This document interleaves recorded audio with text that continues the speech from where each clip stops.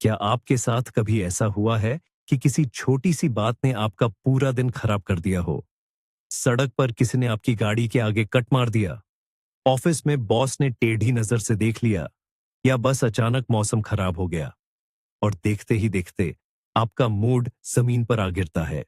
जाना पहचाना लगता है ना? आज हम बात करेंगे कि इन इमोशनल उतार चढ़ावों से बाहर निकलकर खुद के लिए एक मानसिक कवच कैसे तैयार किया जाए। मैं आपसे वादा करता हूं कि इस वीडियो के अंत तक आप एक ऐसा प्राचीन लेकिन बेहद असरदार राज जान लेंगे जो आपको हर स्थिति में अंदर से चट्टान जैसा मजबूत बनाए रखेगा। और चलिए, शुरुआत एक बड़े विरोधाभास के साथ करते हैं। अपनी जिंदगी पर पूरा कंट्रोल पाने के लिए आपको उन चीजों को कंट्रोल करने की कोशिश छोड़नी होगी जो आपके हाथ में है ही नहीं। सुनने में यह थोड़ा अजीब लग सकता है, लेकिन इंसानी दिमाग की सबसे बड़ी सच्चाई यही है। अभी कमेंट्स में लिखकर बताइए, क्या आप इस बात से सहमत हैं कि हम उन चीजों पर जरूरत से ज्यादा ऊर्जा बर्बाद करते हैं जिन्हें हम बदल नहीं सकते? देखते हैं कितने लोग ऐसा महसूस करते हैं। इस मानसिक कवच को समझने के लिए हमें 2000 साल पीछे प्राचीन यूनान और रोम के द्वार में चलना होगा। यहीं स्टोइसिज्म के विचार का जन्म हुआ था। भारी भरकम किताबों वाली बोरियत को भूल जाइए। स्टोइसिज्म सिर्फ विद्वानों के लिए नहीं था। इसे एपिक्टेटस जैसे गुलामों ने, सेनेका जैसे मशहूर लेखकों ने, और यहां तक कि उस समय की दुनिया के सबसे शक्तिशाली इंसान रोमन सम्राट मार्कस ऑनरेलियस ने भी अपनाया था। यह दर्शन एक ऐसी टूलकिट की तरह बनाया गया था जो इंसान को एक बेरहम और अनिश्चित दुनिया में जीना सिखा सके। स्टोइसिज्म हमें सिखाता है कि हम बाहरी हकीकत को तो नहीं बदल सकते, लेकिन उस पर अपनी प्रतिक्रिया यानी रिएक्शन को पूरी तरह कंट्रोल कर सकते हैं। आज के शोर शराबे और तनाव भरे दौर में यह सीख पहले से कहीं ज्यादा जरूरी है। तो चलिए जानते हैं कि इन प्राचीन रहस्यों को हम आज की भागदौड़ भरी जिंदगी में कैसे लागू कर सकते हैं। तो चलिए बिल्कुल शुरुआत से समझते हैं। आपके मानसिक कवच की नींव एक बेहद सरल नियम पर टिकी है, जिसे नियंत्रण का विभाजन, डिकोटोमी ऑफ कंट्रोल कहते हैं। सुनने में यह थोड़ा भारी लग सकता है, लेकिन असल में यह बहुत आसान है।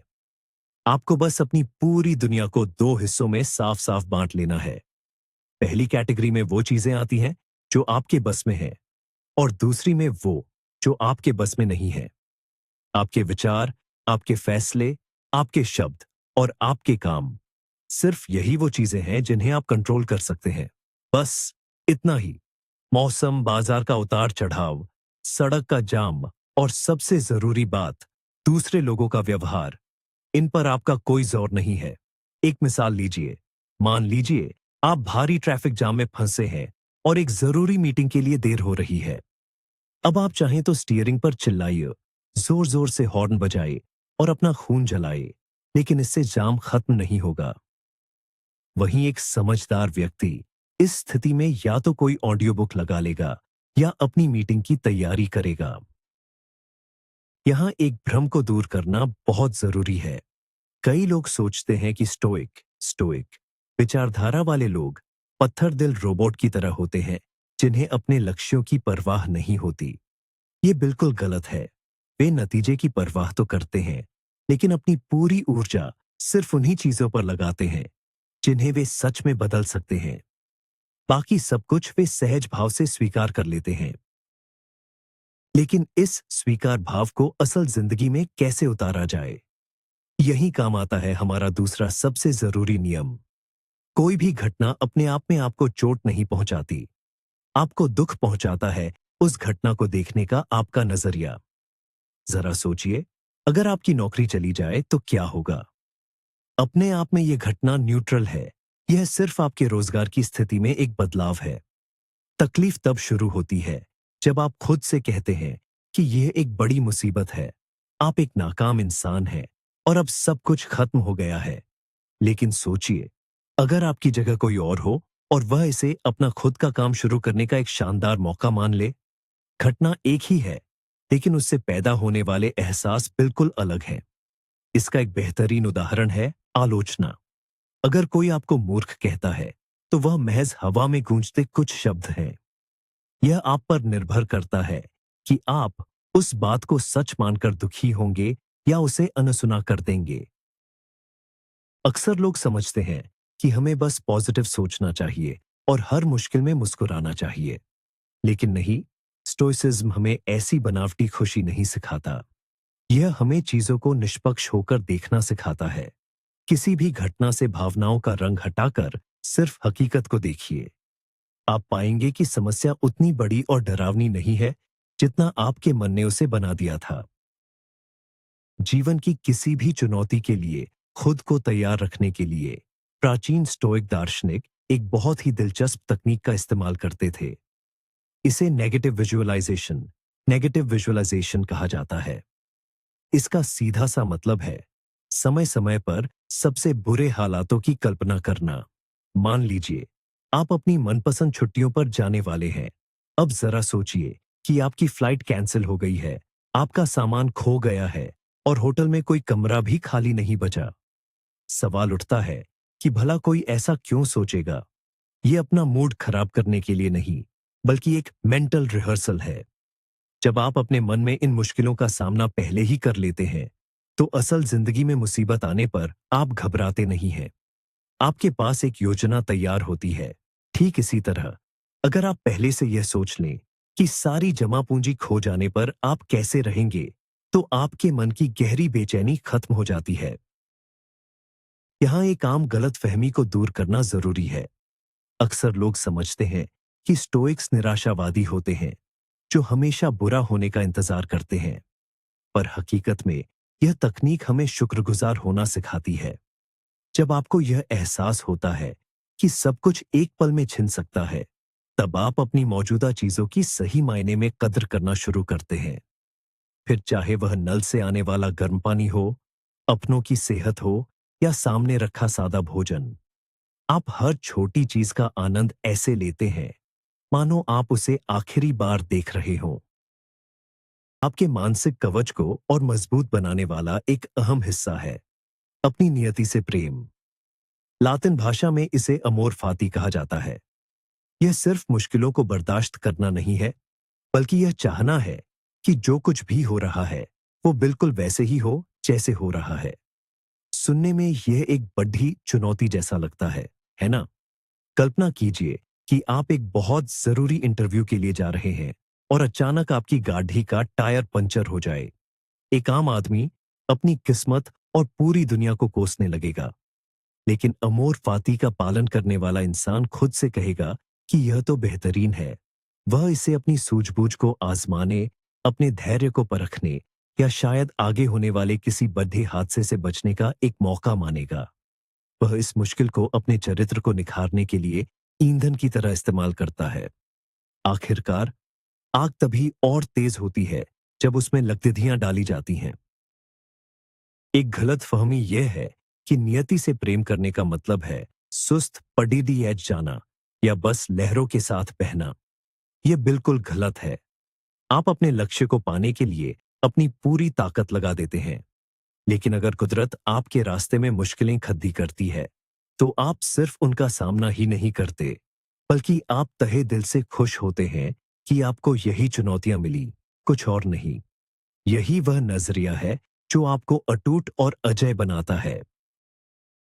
लेकिन जब भावनाएं चरम पर हों, तब ऐसी शांति कैसे बनाए रखें? इसके लिए आपको उत्तेजना और अपनी प्रतिक्रिया के बीच एक छोटा सा ठहराव लाना सीखना होगा। असल जिंदगी में हम अक्सर ऑटो पायलट पर चलते हैं। किसी ने आपका अपमान किया और आपने तुरंत पलटकर जवाब दे दिया। बॉस का कोई गुस्से वाला ईमेल आया और आप कांपते हाथों से सफाई देने लगे। आपकी मानसिक ढाल तभी काम करती है जब आप थोड़ा रुकते हैं। कल्पना कीजिए, आपने अपनी फोटो के नीचे कोई कड़वा कमेंट पढ़ा। उसी पल आपके चेहरे पर गुस्सा चढ़ने लगता है और आप भी पलटकर कुछ बुरा लिखना चाहते हैं। बस वहीं रुक जाइए। एक गहरी सांस लीजिए, 5 तक गिनती गिनिए। इस छोटे से ब्रेक में आपका विवेक जाग उठता है और भावनाओं का जोर कम होने लगता है। आपको अचानक एहसास होता है कि उस कमेंट की कोई अहमियत ही नहीं है। एक गलत फहमी है कि स्टोइज्म का मतलब भावनाओं को दबाना है, जैसे आपको अपना गुस्सा या ठेस अंदर ही कहीं दफन कर लेनी चाहिए। ऐसा बिल्कुल नहीं है। आप अपनी भावना को पहचानते हैं। आप महसूस करते हैं कि आप नाराज हैं, लेकिन आप उस गुस्से को अपने फैसलों पर हावी नहीं होने देते। यह ठहराव ही आपको चुनने की आजादी देता है। बिना सोचे समझे रिएक्ट करने के बजाय होश में रहकर जवाब देना ही असली ताकत है। अब चलिए स्टोइक्स स्टोइक्स के एक ऐसे सिद्धांत के बारे में बात करते हैं जो आपकी आंखें खोल देगा। इसे कहते हैं मेमेंटो मोरी, यानी अपनी मृत्यु को याद रखो। आज के दौर में सुनने में यह थोड़ा अजीब और डरावना लग सकता है ना? लेकिन रोमन सम्राटों के लिए अपनी सोच को साफ और सटीक रखने का यह सबसे बेहतरीन तरीका था।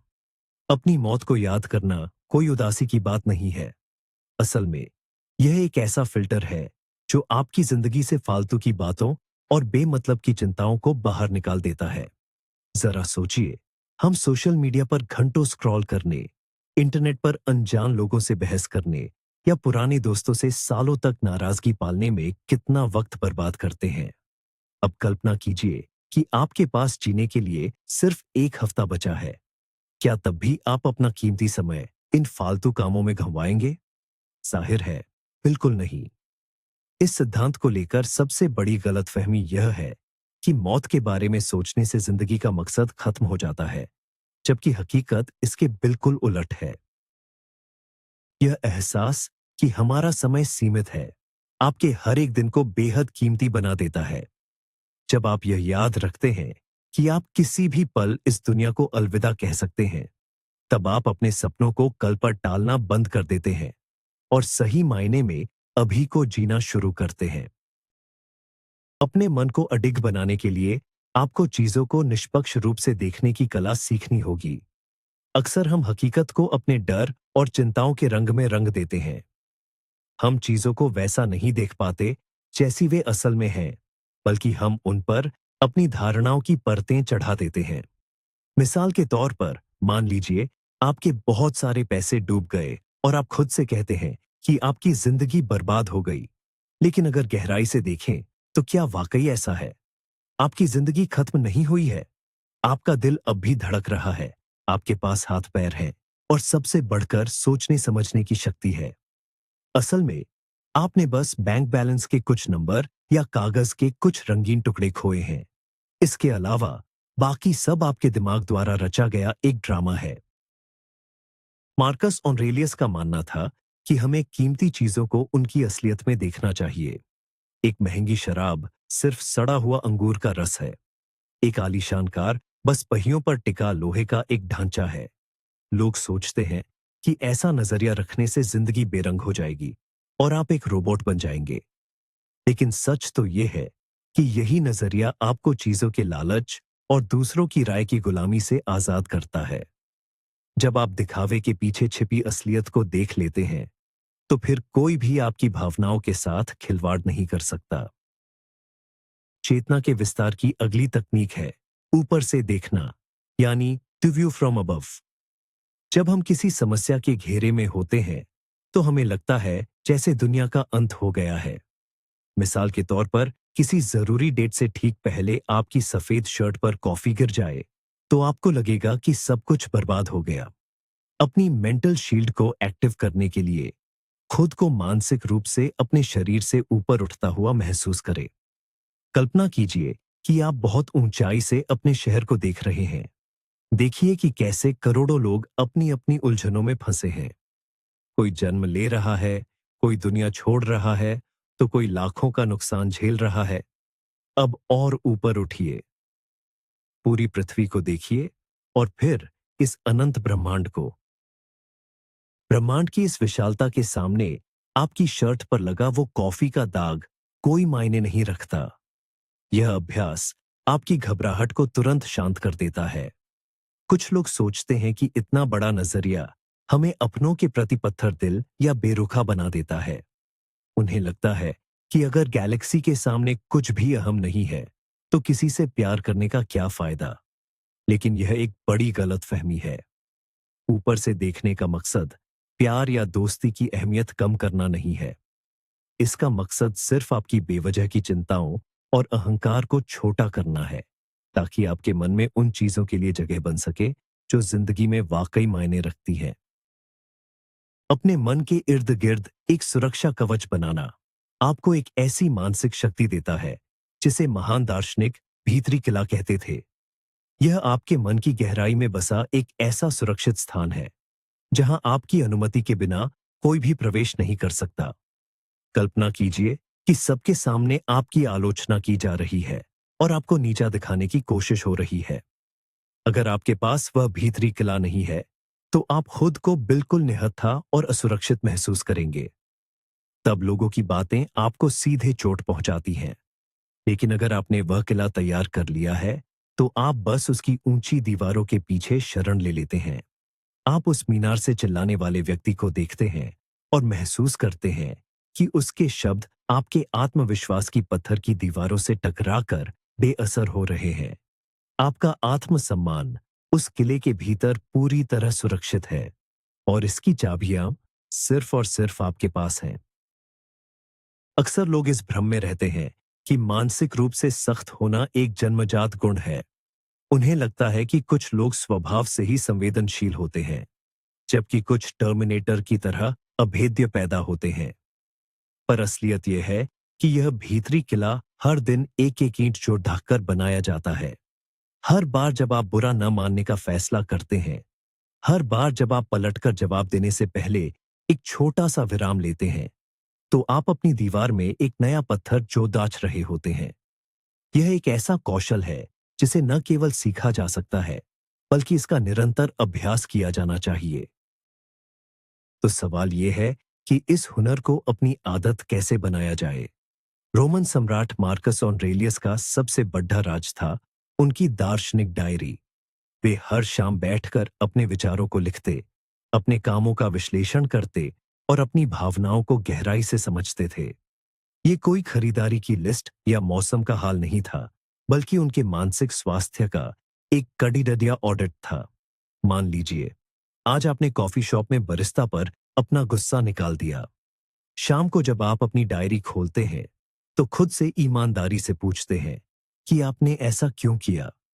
आप उस पल की बारीकियों में जाते हैं और महसूस करते हैं कि गुस्सा बरिस्ता पर नहीं, बल्कि आपकी अपनी थकान पर था। इस तरह आप एक सबक सीखते हैं। एक बड़ा ही अजीब सा मिथक है कि डायरी लिखना सिर्फ किशोर लड़कियों का काम है। इसी वजह से कई पुरुष और बूढ़े लोग इस शक्तिशाली तरीके को नजरअंदाज कर देते हैं। लेकिन अगर रोमन साम्राज्य का सबसे ताकतवर योद्धा मोमबत्ती की रोशनी में हर शाम अपने विचारों को टटोलने का वक्त निकाल सकता था, तो शायद हमें भी इसे आजमाना चाहिए। लिखना आपके दिमाग की सारी बेचैनी को कागज पर उतार देता है, जिससे मन में सुकून के लिए जगह बनती है। अपनी मानसिक शक्ति को और भी मजबूत करने का एक ऐसा तरीका है जिसके बारे में कम ही लोग जानते हैं, और वो है स्वैच्छिक असुविधा, यानी अपनी मर्जी से मुश्किलों को चुनने का अभ्यास करना। आज के दौर में हम पूरी तरह से सुख सुविधाओं के आदी हो चुके हैं। सुबह गर्म पानी से नहाना, मखमली बिस्तर और बस एक क्लिक पर खाना हाजिर। इस वजह से हमारा मन बहुत नाजुक हो गया है। जरा सी भी परेशानी आने पर हम घबरा जाते हैं।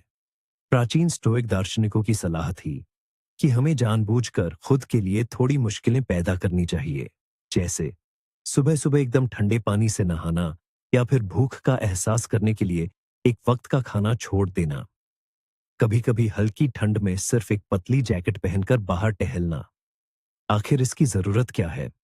दरअसल ये डर के खिलाफ एक वैक्सीन की तरह काम करता है। जब आप खुद किसी मुश्किल को चुनते हैं और देखते हैं कि ठंडे पानी से नहाने से आपकी जान नहीं निकली, तो आपके मन से सुख सुविधाओं के छिन जाने का डर खत्म हो जाता है।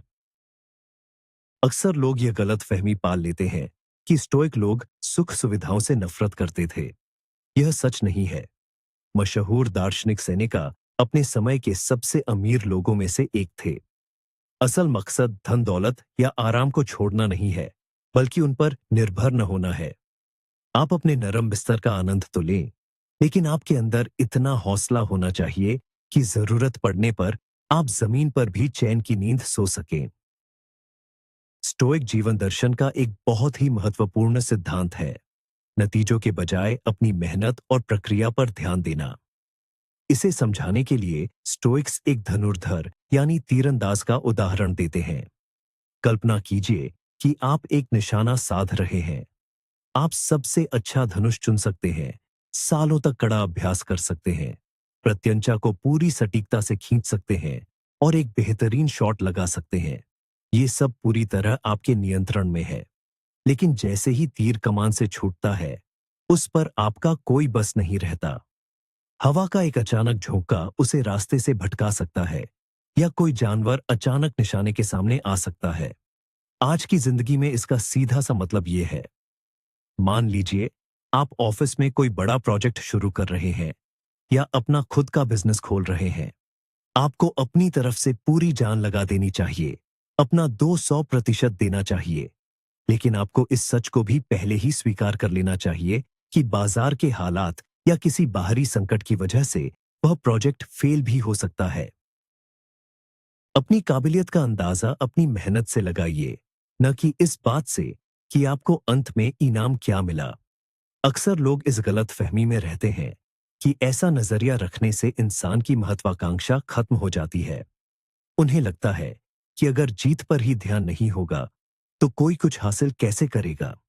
सच्चाई इसके ठीक उलट है।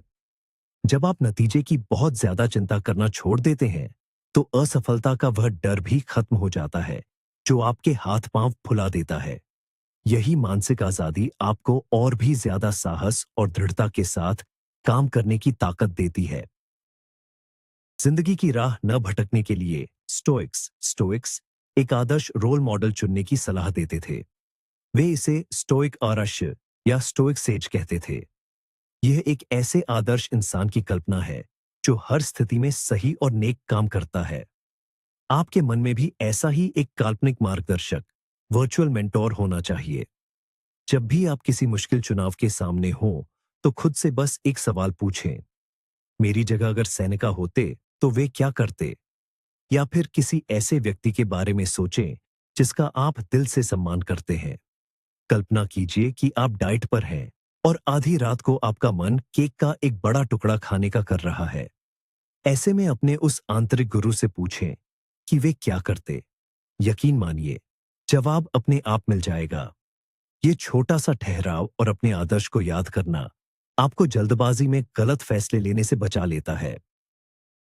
अक्सर यह गलतफहमी होती है कि स्टोइज्म हमें बिना किसी गलती के भगवान बनने को कहता है, और अगर हम एक बार भी चूक गए तो हम नाकाम हैं। लेकिन खुद स्टोइक्स मानते थे कि पूरी तरह से आदर्श मुनि का अस्तित्व असल दुनिया में नहीं होता। यह विचार सिर्फ एक कंपास, दिशा सूचक की तरह है।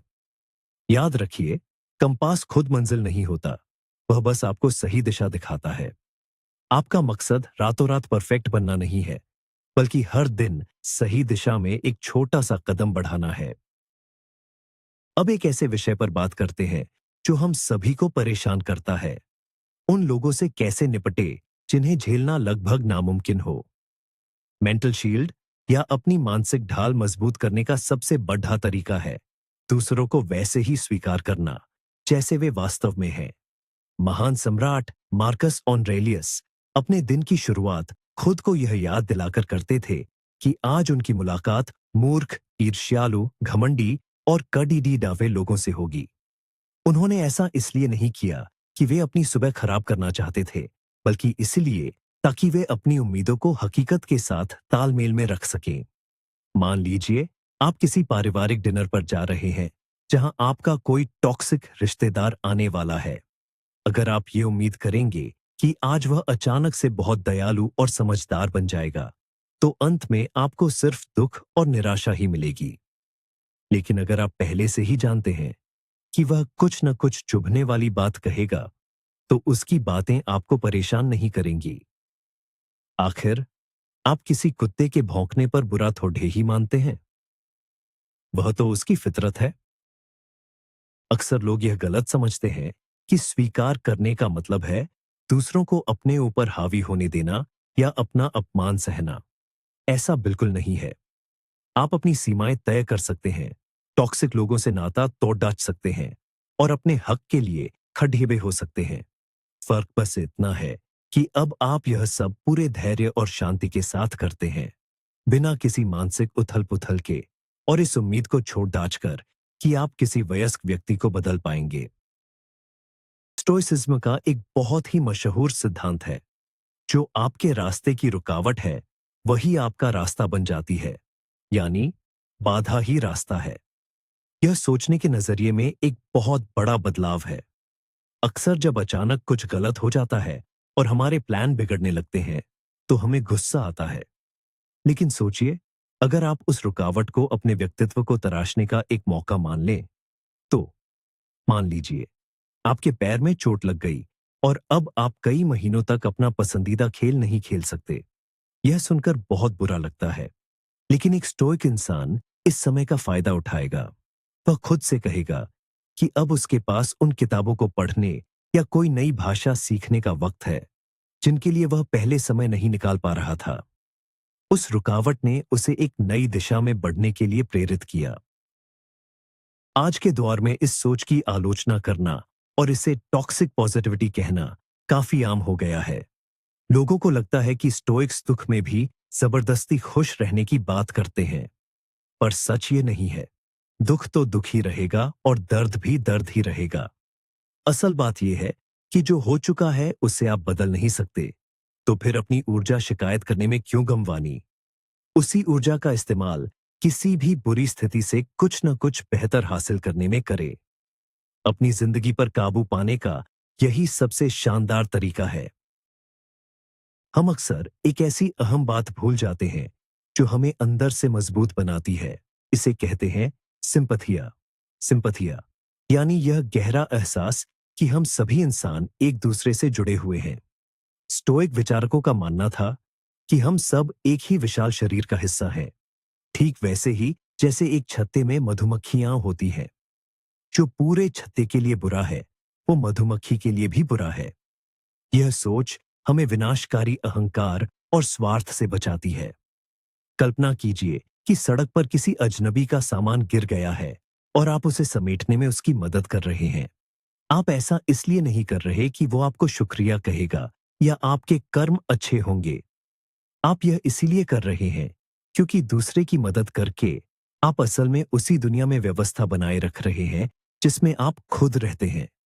दूसरों पर गुस्सा करना बिल्कुल वैसा ही है जैसे कोई ऐसी बीमारी जिसमें शरीर अपने ही अंगों पर हमला करने लगे। आजकल की फिल्मों और कहानियों ने यह गलत धारणा बना दी है कि एक स्टोइक वो अकेला इंसान है जो किसी गुफा में रहता है और जिसे समाज से कोई मतलब नहीं। लेकिन हकीकत में स्टोइक विचारक समाज में बहुत सक्रिय थे। उन्होंने सरकारें चलाईं, साम्राज्यों पर राज किया और दिल खोलकर दान पुण्य किया। बस फर्क इतना था कि वे ये सब किसी निजी शोहरत या इनाम के लिए नहीं, बल्कि इंसानियत के प्रति अपने फर्ज और प्यार की वजह से करते थे।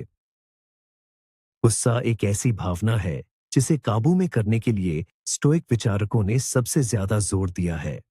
मशहूर दार्शनिक सेनेका तो गुस्से को कुछ पलों का पागलपन कहते थे, और ये सच भी है। अक्सर गुस्से में आकर हम ऐसा कुछ कर बैठते हैं जिसका पछतावा हमें सालों तक रहता है। गुस्सा हमारी मानसिक शांति और संयम को अंदर ही अंदर खोखला कर देता है। कल्पना कीजिए कि सड़क पर आपकी किसी के साथ बहस हो जाए। मान लीजिए किसी ने आपकी गाड़ी के सामने अचानक कट मार दिया। आप आगा बबूला हो जाते हैं, उसका पीछा करने लगते हैं, और इस चक्कर में कोई बड़ा हादसा हो जाता है। भावनाओं के उस एक पल के गुब्बार की वजह से आपकी पूरी जिंदगी तबाह हो सकती है। अगर गुस्से को रोकना है तो उसकी जड़ को समझना होगा। दरअसल गुस्सा हमारी उन उम्मीदों से पैदा होता है जो पूरी नहीं हो पाती। हम ये मान लेते हैं कि ये दुनिया हमेशा हमारे हिसाब से चलेगी और सड़क पर चलने वाला हर ड्राइवर परफेक्ट होगा। अपनी इन उम्मीदों को थोड़ा कम कीजिए, क्योंकि ये दुनिया वैसी नहीं है जैसी हम चाहते हैं। आजकल अक्सर यह सुनने को मिलता है कि गुस्सा फायदेमंद हो सकता है क्योंकि यह हमें आगे बढ़ने का जोश और ऊर्जा देता है। लेकिन स्टोइक विचारक इससे बिल्कुल सहमत नहीं थे। उनके लिए गुस्सा एक जंगली और बेकाबू जानवर की तरह है। हो सकता है आप एक बार उसकी ताकत का इस्तेमाल कर ले, लेकिन अगली ही बार वो आपको फाड़कर रख देगा। असल प्रेरणा अंधे गुस्से से नहीं, बल्कि शांत मन और अपने लक्ष्य की सही समझ से आनी चाहिए। अगर आप दूसरों की राय के गुलाम हैं, तो आप कभी भी एक मजबूत मानसिक कवच नहीं बना सकते। स्टोइक दार्शनिकों ने छवि और चरित्र के बीच एक बहुत गहरा अंतर बताया है। आपकी छवि वह है जो दुनिया आपके बारे में सोचती है, और यह पूरी तरह आपके नियंत्रण से बाहर है। लेकिन आपका चरित्र वह है जो आप वास्तव में तब होते हैं जब आपको कोई देख नहीं रहा होता। कल्पना कीजिए कि काम की जगह पर कुछ लोग आपके बारे में गलत अफवाहें फैला रहे हैं। इससे आपकी छवि को नुकसान पहुंच सकता है। एक आम इंसान ऐसे में घबरा जाएगा, सफाई देने लगेगा और तनाव में डूब जाएगा। लेकिन जिसके पास मानसिक कवच है, वह खुद के भीतर झांकेगा और पूछेगा, क्या इन बातों में रत्ती भर भी सच है? अगर जवाब नहीं है, तो फिर उन लोगों की परवाह क्यों करना जो झूठ पर यकीन करते हैं? जब चरित्र साफ हो, तो बाकी सब बेमानी है। एक गलतफहमी यह भी है कि स्टोइकिज्म हमें समाज से कट जाने या नियमों की अनदेखी करने को कहता है। बेशक, समाज में अच्छे संबंध रखना जरूरी है, लेकिन असली बात प्राथमिकताओं की है। अगर अपनी छवि बचाने के लिए आपको अपने सिद्धांतों से समझौता करना पड़े या कोई गलत रास्ता चुनना पड़े, तो एक स्टोइक हमेशा अपनी साफ अंतरात्मा को चुनेगा और भीड़ की राय को दरकिनार कर देगा। अपनी आंतरिक शक्ति को बनाए रखने के लिए यह समझना बहुत जरूरी है कि इस दुनिया में कुछ भी स्थायी नहीं है। यहाँ कुछ भी हमेशा के लिए नहीं टिकता। न आपकी सफलता, न आपकी नाकामी, न आपकी कीमती चीजें, और न ही आपके आसपास के लोग। इस विचार का सार बस इतना ही है कि ये वक्त भी गुजर जाएगा। कल्पना कीजिए कि आपकी कोई बहुत प्यारी चीज खो गई है, जैसे कि कोई महंगी घड़ी या फिर आपका नया फोन टूट गया है। जाहिर है यह दुखद है, लेकिन अगर आप पहले से ही यह जानते कि यह चीज हमेशा के लिए नहीं है, तो इसके खोने का दर्द बहुत कम होगा। आप उस चीज का इस्तेमाल तो करते हैं, पर यह मानकर कि वह आपके पास बस कुछ समय के लिए ही है। अक्सर लोग सोचते हैं कि ऐसी सोच इंसान को लापरवाह बना देती है। मन में सवाल आता है कि अगर फोन को एक दिन टूटना ही है, तो उसकी देखभाल क्यों करे? पर असल में जीवन की अनित्यता का एहसास हमें बिना किसी मोह के चीजों की कद्र करना सिखाता है। आप अपनी चीजों और अपने रिश्तों का ख्याल पूरी शिद्दत से रखते हैं, क्योंकि आप जानते हैं कि यह साथ बहुत छोटा है। आप हर लम्हे का पूरा आनंद लेते हैं, उसे जबरदस्ती थामने की कोशिश किए बिना। सबसे जरूरी बात जो आपको याद रखनी है वो ये: स्टोइसिज्म कोई संज्ञा नहीं, बल्कि एक क्रिया है। ये दीवारों पर सजाने वाले उन सुंदर सुविचारों जैसा नहीं है जिन्हें आप सिर्फ पढ़कर भूल जाएं। ये हर दिन और हर पल का अभ्यास है। आप सिर्फ एक किताब पढ़कर अजेय नहीं बन सकते। आपकी मानसिक ढाल असल जिंदगी की मुश्किलों के बीच तपकर ही मजबूत होती है। मान लीजिए कि आज रात कोई आपसे बदतमीजी करता है। ठीक उसी पल, ध्यान लगाते समय नहीं, बल्कि उस गुस्से के बीच, आपको उस पॉज, नियंत्रण के दायरे और ऊंचे नजरिए को याद करना होगा। अगर आप उस पल चुप रह सके और मन को शांत रख पाए, तो समझिए आपने इस दर्शन को हकीकत में जी लिया है। सबसे बड़ा भ्रम जादुई समाधान की तलाश है। लोग सोचते हैं कि कोई गुप्त मंत्र मिलते ही उनकी जिंदगी बिना किसी मेहनत के रातों रात बदल जाएगी। पर अफसोस, ऐसा नहीं होता। कल आप फिर से भटकेंगे, परसों फिर से बेचैनी होगी, और ये बिल्कुल सामान्य है। सबसे जरूरी है हार न मानकर बार बार अभ्यास की ओर लौटना। आवेश में आने के बजाय बार बार समझदारी के रास्ते को चुनना। इसी रोजाना की मेहनत से ही आपकी मानसिक ढाल वाकई में अटूट बनेगी। अब हम उस सबसे जरूरी मोहताज पर आ गए हैं जहां सब कुछ बदल जाता है।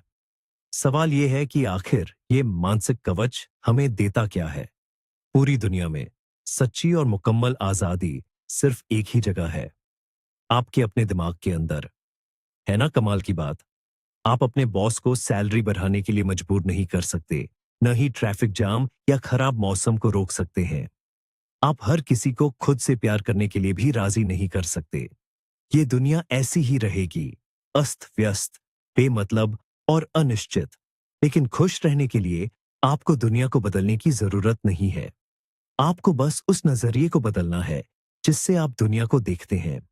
जैसे ही आप अपनी खुशी का रिमोट कंट्रोल अजनबियों और हालातों के हाथ में देना बंद कर देंगे, आप अंदर से इतने मजबूत हो जाएंगे कि कोई आपको हिला नहीं पाएगा।